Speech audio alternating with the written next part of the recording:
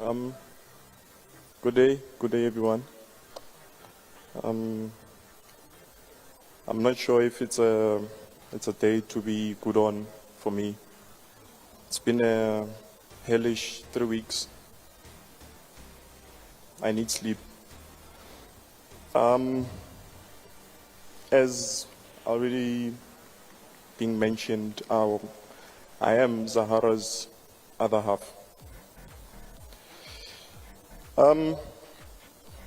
I just want to share a fond memory of how we met and put things in a bit of perspective. I met her many moons ago, and from the first night that we met, we shared deep, intimate conversations as I was not in a good space of mind myself. And after that, she somehow got hold of my number from a friend. And she reached out.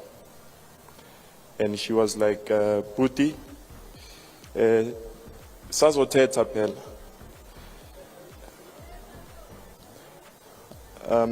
And then I was skeptical at first. I was like, what business do I have with celebrities? But she was not speaking from a place of the pedestal that she was at the time. It was a very human and real place. She said she was gonna say this on our wedding day, that I stood her up 3 times. On the third, I made various excuses. The last time, the third excuse, there was some bad weather, there was rain, and I saw on one of my friend's statuses there was a flood somewhere. And then I asked my friend, please send me that video. And then my friend was like, okay, she didn't ask questions. And I was like, hey, I sort of like shared to say what was happening, but she didn't know who I was referring to. And I told her that I don't want to be a bag of weed. So, yeah, she sent me that video, and I took that video and I forwarded it to Zahara. And I told her, yo, I can't drive from Pretoria, there's bad weather everywhere. And the roads are flooding.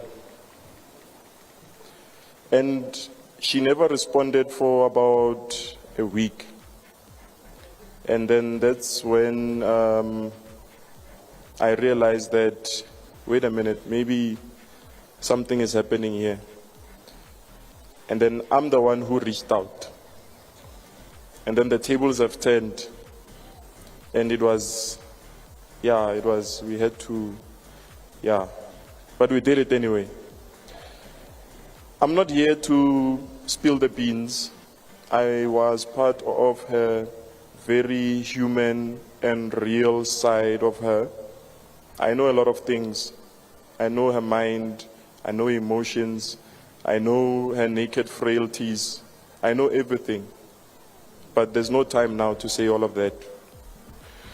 So, the other thing,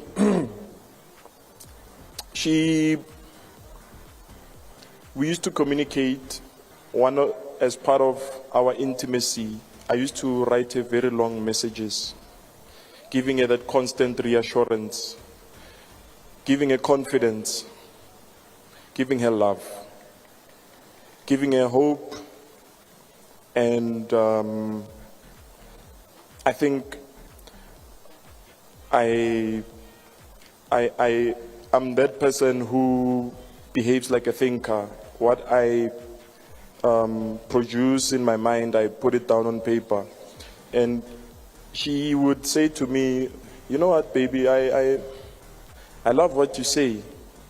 But this long text of yours, ziyangidika, like,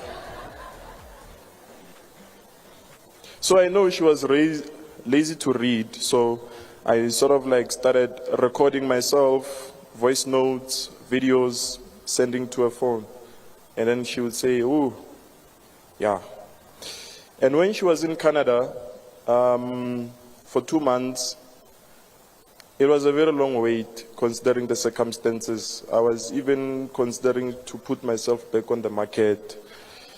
But yeah, I was very patient with her. I knew every day, 2:30 in the morning, I must wake up and I must speak to her on a video call until 4 in the morning when I prepare for work. And then after my first meetings, that would be around 9 o'clock, I would speak to her again on a video call because it was probably around midnight during the time in Canada, and we'd speak for those few hours. We were constantly on the phone and all of that stuff. The first person she would call when she wakes up every day was me. Whether she was in a bad mood or whether she was in a good mood or whatever the case might be. But then I had to bear the brunt for all of that. I don't want to be too long. I'm a very shy person. I'm going to share this letter, the last love letter that I wrote.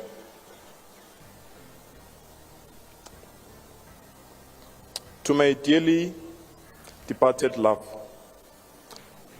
words fail me. The void you have imposed on me has immeasurable depth. What brewed skepticism and questions, as well as iniquity, to those who felt like they held a high moral ground to the institution of love, inadvertently led to the inception of a love so strong, of adoration, affection, fondness, attachment, passion, infatuation, care, devotion, and all things warm and fuzzy. I will forever cherish all the moments I got to spend with you.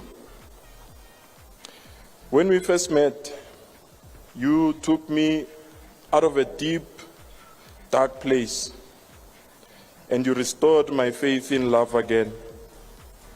You never judged me harshly, but rather cautioned and counseled me. And thereafter, you decided to keep me for yourself. If it were up to you, you'd probably be living under my skin right now. So many plans, so many fond memories, however, fate decreed otherwise. On behalf of the kids, Kiamoretsu and Kamorelo, we will forever love you.